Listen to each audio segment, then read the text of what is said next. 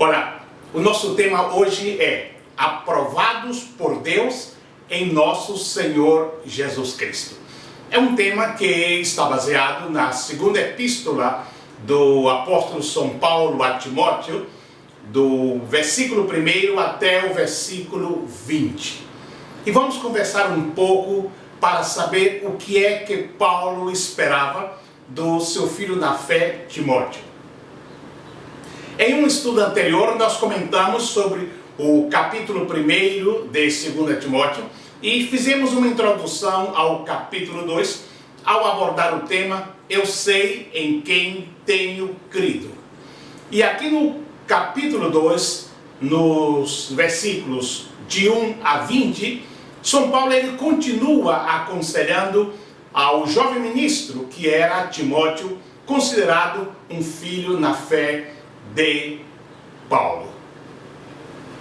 Agora, quando nós comparamos as epístolas paulinas com a igreja de nossos dias, nós podemos dizer, sem medo de errar, que nós vivemos em dias tão difíceis, onde o mundo vai de mal a pior, onde as pessoas não querem saber de Deus, onde o evangelho é desprezado, onde a palavra de Deus é desconsiderada.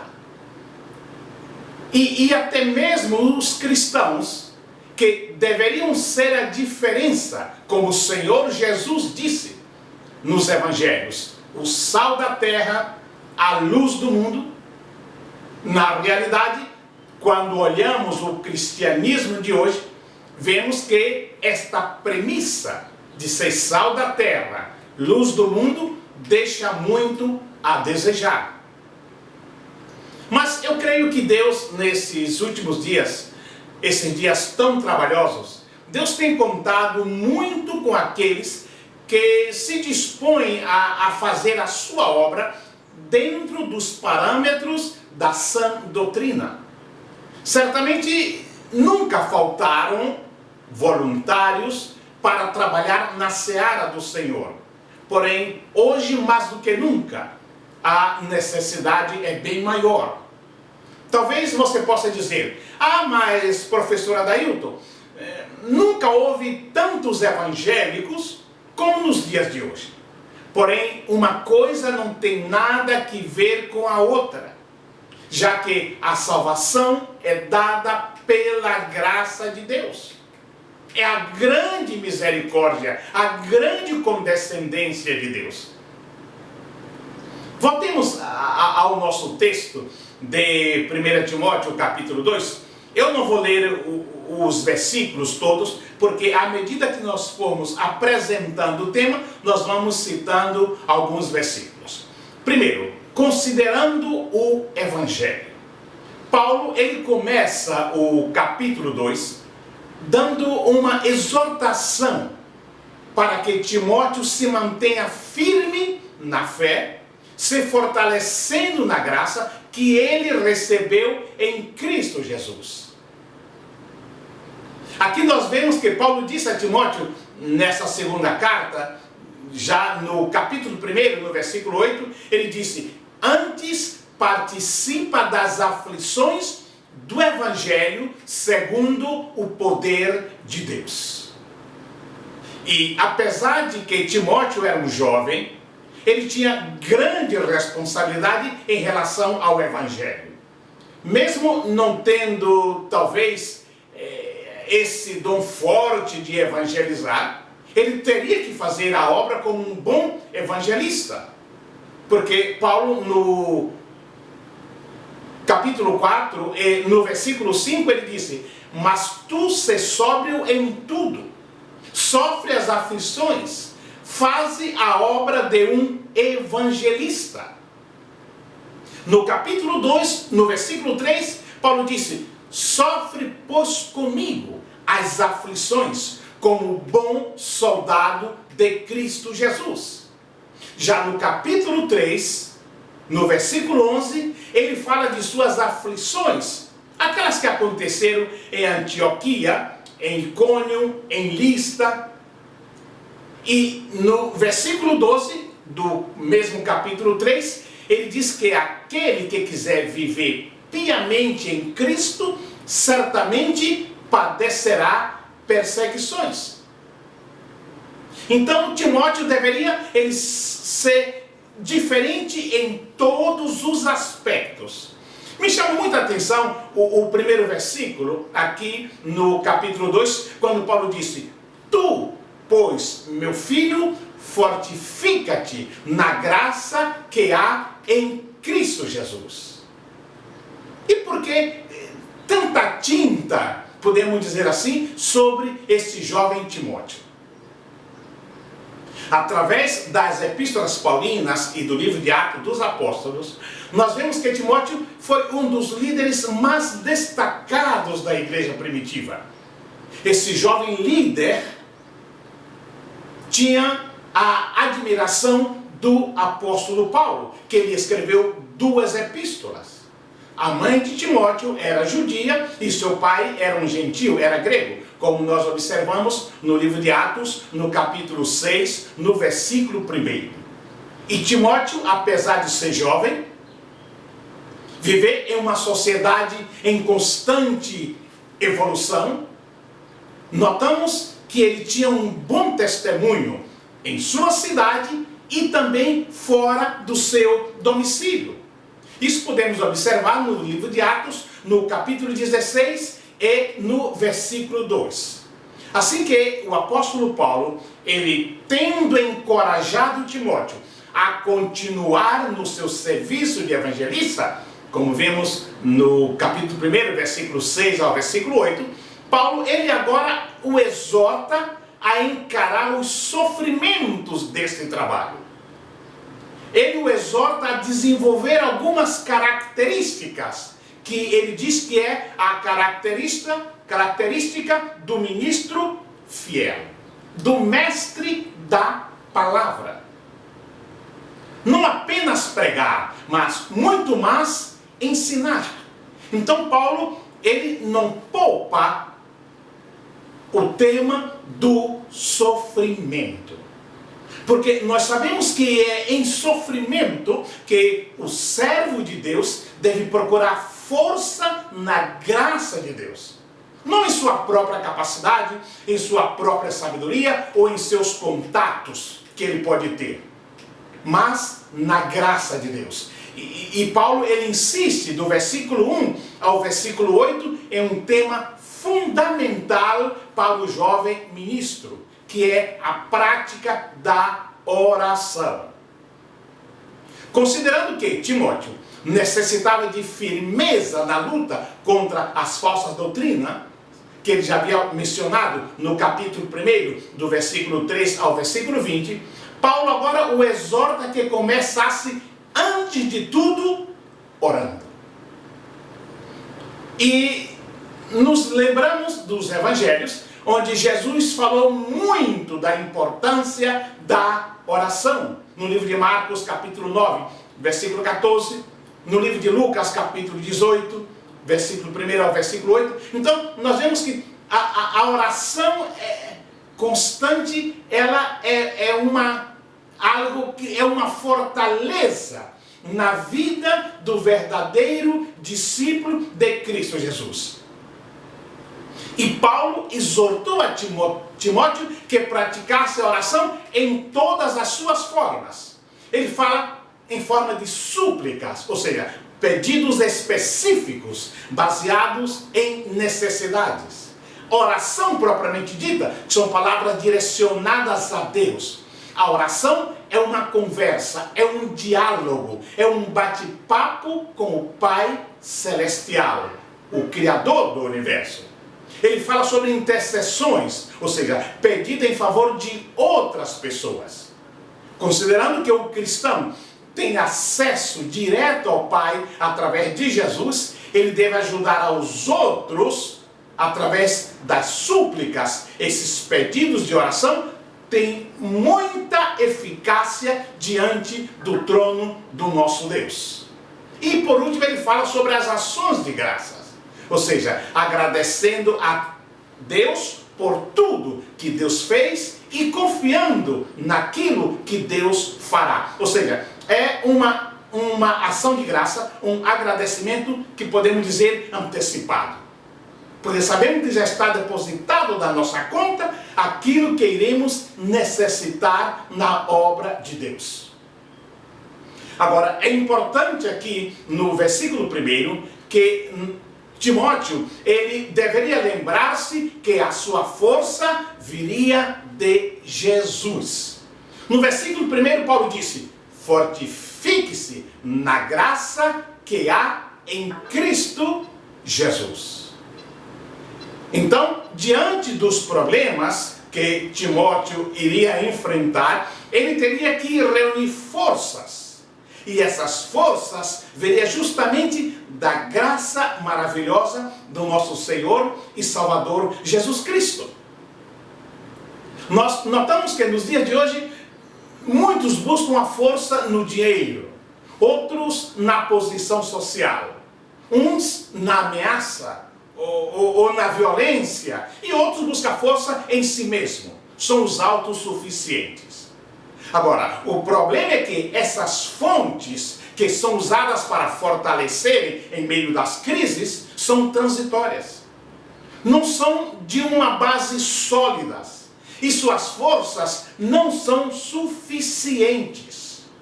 Por isso que São Paulo, ele exorta a Timóteo a buscar essas forças na graça que há em Cristo Jesus. Agora, aqui no capítulo 2, do versículo 3 ao versículo 13, há algumas figuras que o apóstolo usa que é muito importante. Ele usa a figura do soldado, do atleta e do lavrador. Como soldado, terá que sacrificar certos confortos e os seus próprios desejos para poder conquistar o objetivo do seu supremo comandante, que é o nosso Senhor Jesus Cristo. Nós sabemos que o treinamento militar dá muita importância à disciplina, à submissão e à sobrevivência. Assim que, para ser um bom soldado, é necessário cumprir uma série de condições. Além disso, todo soldado necessita respeitar as normas das Forças Armadas que o convocou. A segunda figura é a figura do atleta. E como atleta, Timóteo terá que seguir regras, sacrificar sua liberdade para o quê? Receber o prêmio. Sabemos que o servo do Senhor, ele precisa ser bem treinado como um atleta e ser disciplinado para que ele possa alcançar os alvos de Deus. Ser um atleta vencedor é uma questão de dedicação e também de treinamento. Não um atleta vencerá apenas porque tem o dom do atletismo. Ele necessita desenvolver o dom pelo treinamento e pela disciplina. E a ilustração final do curso do discipulado para Timóteo e sobre a recompensa que Paulo está falando aqui é na figura do agricultor. E a ênfase desse versículo encontra justamente na palavra trabalho, que do grego é o kopiao. Esta palavra é muito especial porque difere das outras palavras gregas para trabalho, em que se fala de um trabalho até se esgotar. Assim que o ministério é algo exaustivo. A semeadura e a colheita nos campos de Deus nos trará ao ápice da fadiga física, mental e espiritual. Nós vimos na parábola dos trabalhadores da vinha, de Mateus capítulo 20, versículo 12, que os trabalhadores foram chamados a suportar o peso e o calor do dia. Assim que, como lavrador, terá que trabalhar duro com muita paciência para depois colher os frutos. Assim que a interpretação é que a conquista de conversões é também uma colheita. Jesus disse que a seara, na verdade, é grande. Então, se nós queremos colher, teremos que semear. E eu estive lendo um artigo, inclusive, sobre o tema, sobre essa sã doutrina que Timóteo tinha que conservar. Ciro Sanches de Borg, ele é um artigo que é muito oportuno, e eu quero citar. Ele nos fala sobre ser ou não ser conservador. E ele diz: muitos cristãos, na atualidade, não podem nem ouvir o termo conservador, porque eles o associam com farisaísmo, com legalismo, com fanatismo e com posturas extremistas quando menciona sobre conservadorismo. Diretamente ele o relaciona com usos e costumes. E ele diz mais: eles pensam que o conservador é aquele cristão retrógrado, inimigo de tudo, e que parece que vive em um mundinho separado, como se pertencesse a uma religião ascética. Entretanto, se observarmos à luz da palavra de Deus, todo salvo em Cristo deve ser conservador. E você me pergunta: mas Adailton, por quê? Primeiro, porque conservar do ponto de vista bíblico não significa ter uma falsa santidade. Não significa ter uma vida estereotipada que faz dos usos e costumes a causa e não o efeito. Antes, implica em quê? Na observância da sã doutrina, a qual nos leva a ter santidade interna e externa. Você observa que em 2 Timóteo, no capítulo 1, no versículo 13, Paulo diz: conserva o modelo das sãs palavras. Olha, conserva o modelo das sãs palavras que de mim tens ouvido na fé e na caridade que há em Cristo Jesus. Então, a Bíblia nos manda guardar, conservar tudo aquilo que temos recebido do Senhor. Continuando a análise do texto, no tema que nos dirige, há uma palavra que é a palavra-clave: manejando corretamente a palavra da verdade. Entre outras coisas, quando eu estudava jornalismo, ali nós fomos instruídos pelos professores de jornalismo, ali no Rio de Janeiro, a sempre fazer 5 perguntas: quem, o que, quando, onde e porquê. De modo que as matérias refletissem exatamente os fatos apresentados. Esse princípio, ele é vitalmente importante que tenhamos em mente sempre que estudarmos a palavra de Deus. Precisamos comparar as Escrituras com as Escrituras e assim evitar que venhamos a tirar algo fora do seu contexto. O texto em questão é 2 Timóteo capítulo 2, versículo 15, quando Timóteo lê a missiva de Paulo que diz: procura apresentar-te a Deus aprovado, como obreiro que não tem de que se envergonhar e que maneja bem a palavra da verdade. A palavra da verdade aqui é a palavra de Deus, a Bíblia.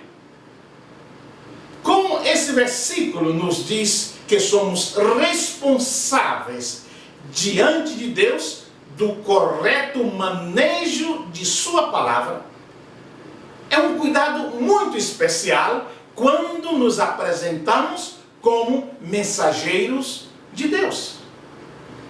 Há muitos anos atrás, um professor ali no Rio de Janeiro nos explicava o significado de manejar corretamente. E observando a tradução grega de manejar ou para manejar corretamente, essa palavra é ortotomonta. Essa palavra é composta pelo adjetivo ortos, que significa perfeitamente correto ou em linha reta, e o verbo tomo, que significa cortar.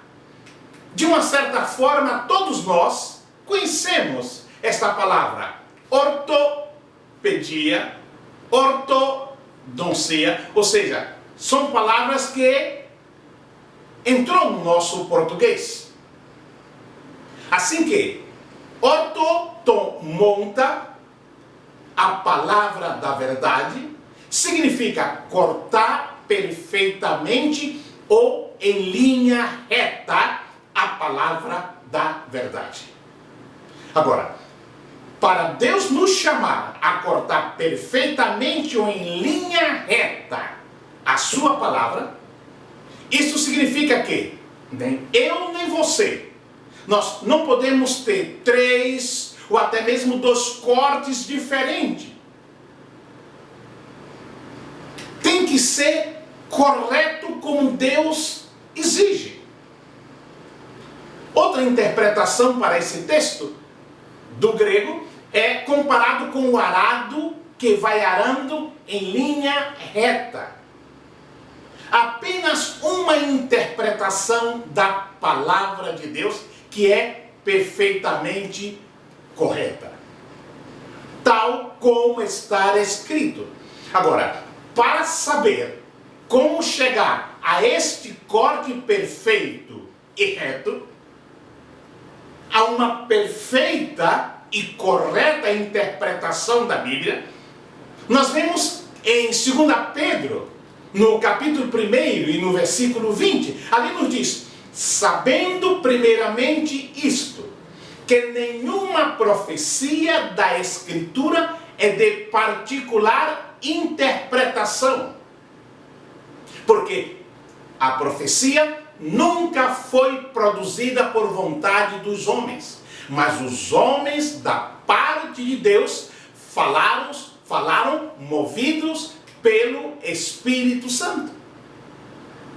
Então é muito importante esse versículo. Apresenta-te. E eu vejo na palavra apresentar, que Paulo começa esse versículo, ele diz que Timóteo deveria se apresentar. Isso significa colocar-se à disposição de Deus para o seu serviço. Assim que o primeiro passo que o cristão deve dar logo após a sua salvação e conhecendo a Jesus como Senhor de sua vida é colocar-se à disposição de Deus para o seu serviço. Nós vemos no livro do profeta Isaías que ele tomou essa decisão quando o Senhor lhe perguntou: a quem enviarei? E quem há de ir por nós? A sua resposta foi: eis-me aqui, envia-me a mim. Isaías capítulo 6, no versículo 8. Assim que a verdade é que o Senhor está à procura dessas pessoas dispostas, como Isaías, a dizer: eis-me aqui. Uma certa feita, Jesus caminhando com os seus discípulos, ele avistou uma grande multidão. E a Bíblia diz que ele teve compaixão deles, porque andavam desgarrados e errantes, como ovelhas que não têm pastor. Olha, meus queridos, na vida secular, todo profissional qualificado, ele necessita demonstrar sua competência na área que ele se propõe trabalhar. Ninguém exerce uma função de confiança sem primeiro passar pelos testes. O médico, o advogado, inclusive os advogados têm que fazer a prova da OAB. para ver se realmente eles aprenderam na faculdade, o engenheiro e tantos outros profissionais, após longos anos nas escolas superiores, eles têm um conhecimento teórico, ainda que tenham seus estágios. Mas depois eles vão aos hospitais, às indústrias, como residentes e estagiários, para depois de aprovados, tornarem-se titulares em suas áreas profissionais. Então, nós chegamos à conclusão que, para ser aprovado, o homem antes necessita ser provado. E na vida espiritual há muita semelhança. O Senhor nos prova permitindo-nos passar por circunstâncias adversas. Aquelas que os nossos irmãos costumam chamar de deserto, de funis, etc., né? São termos que lembram o quê? Lembra a solidão, aperto, dificuldades. Tudo isto faz parte das provas. Isso muitas vezes sabemos que é desanimador, porém é extremamente necessário passar pelas provas. Nós chegamos então a essa conclusão, que as provas são indispensáveis para que o obreiro seja aprovado por Deus. E eu digo sempre que quando estamos já no funil, naquele momento crítico, caótico, aí nós sentimos a mão de Deus. E aí vem a pergunta, mas qual é o objetivo de Deus a nos provar? Se o seu filho já fez tudo na cruz. Meus queridos, as provas de Deus são para testar as nossas reações instantâneas, nosso domínio próprio em áreas vulneráveis, a nossa disposição de obediência e fidelidade a longo prazo, forjar nosso caráter e gerar com isso a perseverança. Eu lembro-me que quando eu era missionário no Amazonas, foi um momento difícil, porque eu achei que ao chegar ali, eu teria um guia para estar comigo na selva e conversar com as pessoas sobre as maravilhas que Deus tinha feito comigo. Na época eu estava no Rio de Janeiro, mas passamos por coisas que, depois que eu saí do Amazonas, antes de ir para a República Argentina, onde eu estive trabalhando por mais de 20 anos, eu pude ver que realmente eu necessitava, antes de ir, nesse caso para a República Argentina, passar pela prova do Amazonas. E eu dizia aos seminaristas, eu creio que todo obreiro deve passar pela Amazônia. Não foi um deserto, ao contrário, muita água, muito verde, mas foi uma prova dura e difícil. E concluindo, vem a pergunta, quais são as qualidades de um obreiro aprovado? Em um comentário anterior, quando nós falamos sobre o tema Eu sei em quem tenho crido, nós falamos sobre algumas peculiaridades do verdadeiro servo de Deus. Vamos ampliar alguns pontos comentando algo sobre o tema. Primeiro, uma das qualidades, a fidelidade. A fidelidade é indispensável na vida de um obreiro. Todo obreiro que finge ser fiel, em algum momento vai cair em contradição. A fidelidade envolve todas as áreas da vida do obreiro. Fidelidade com Deus, fidelidade com a família, fidelidade com a igreja, fidelidade ministerial, fidelidade nos negócios, enfim, em todas as coisas. O apóstolo Paulo, ele instruindo o jovem pastor Timóteo, ele disse, ninguém despreze a tua mocidade, mas seu exemplo dos fiéis na palavra, no trato, na caridade, no espírito, na fé, na pureza.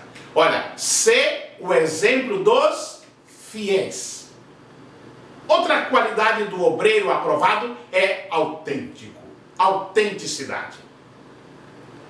Quando Paulo escreve a Tito, no capítulo 2, no versículo 1, ele diz: tu, porém, fala o que convém à sã doutrina.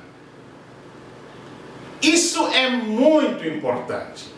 Outra palavra de Paulo que eu gosto muito, ele disse: conjuro-te, pois, diante de Deus e do nosso Senhor Jesus Cristo, que há de julgar os vivos e os mortos na sua vinda e no seu reino, que pregues a palavra, inste a tempo e fora de tempo, redargue-as, repreenda, exorte com toda longanimidade e doutrina. Meus queridos, o obreiro ele tem que ser autêntico. O obreiro não pode ter duas caras. O obreiro não pode ser covarde.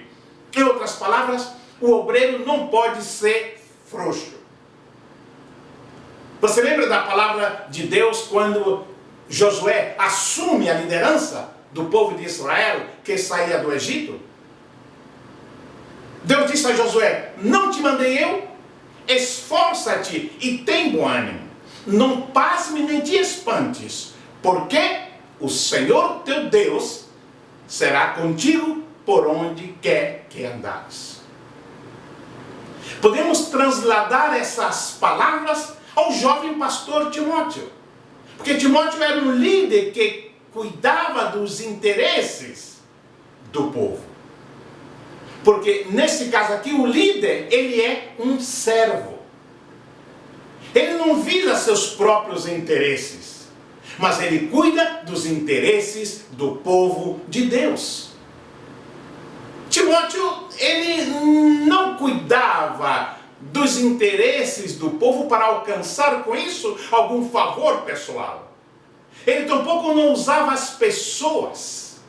A sua relação com as pessoas não era utilitarista para conseguir algum benefício através do serviço prestado ao rebanho. Ele estava para servir. E Jesus foi o maior de todos os líderes. E ele disse que ele não veio para ser servido, mas para servir. Me lembro que quando os discípulos disputavam entre si quem seria o maior entre eles, o que é que Jesus fez? Jesus tomou uma bacia, tomou uma toalha e lavou os pés dos seus discípulos. Então nós vemos que Timóteo, ele tinha essas características. Timóteo era um homem de Deus. A sua vida estava centrada em Cristo. Ele estava comprometido com as Escrituras. Ele estava sendo fiel a Jesus e dedicado à sua igreja. Então, concluímos que Timóteo era um líder de caráter provado. Ele tinha zelo pela sua vida e também da doutrina. Ele era um homem consistente na teologia e na conduta. Seu caráter era aprovado. O apóstolo, ele escreve: e conheceis o seu caráter provado. Lá na epístola de Filipenses, no capítulo 2, no versículo 22.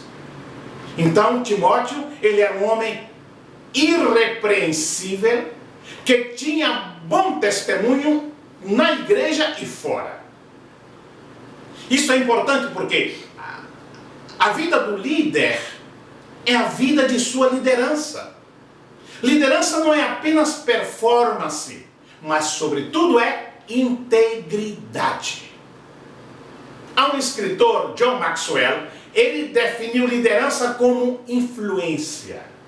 Um líder influencia sempre, para o bem ou para o mal.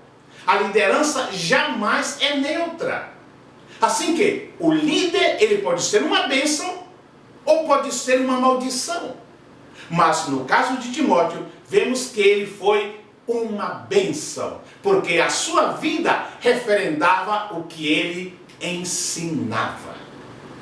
Assim, o servo de Deus deve esforçar-se para ser um vaso ou um utensílio de honra na casa de Deus, que é a igreja. Em qualquer lugar da casa, sabemos que há mobílias, há vasos e utensílios de várias qualidades, cada um em seu próprio lugar. Cada vaso, seja feito de ouro, de prata, de porcelana, de madeira, todo ele tem o seu lugar e o seu uso. E Timóteo reconhecia o lugar que lhe correspondia. Por isso ele era um obreiro humilde. A humildade é uma virtude que identifica o verdadeiro homem de Deus. O obreiro aprovado não deve ser orgulhoso, soberbo, de olhar altivo, que usa o púlpito para descarregar o seu furor contra alguém da congregação.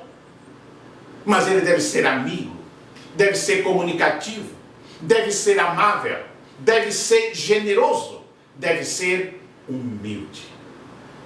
A palavra de Deus nos diz que a soberba precede a ruína e a altivez do espírito precede a queda. Em Provérbios capítulo 16, no versículo 18. Assim que concluímos dizendo: oxalá sejamos verdadeiros obreiros do Senhor, provado e aprovado para toda boa obra. Que Deus nos abençoe.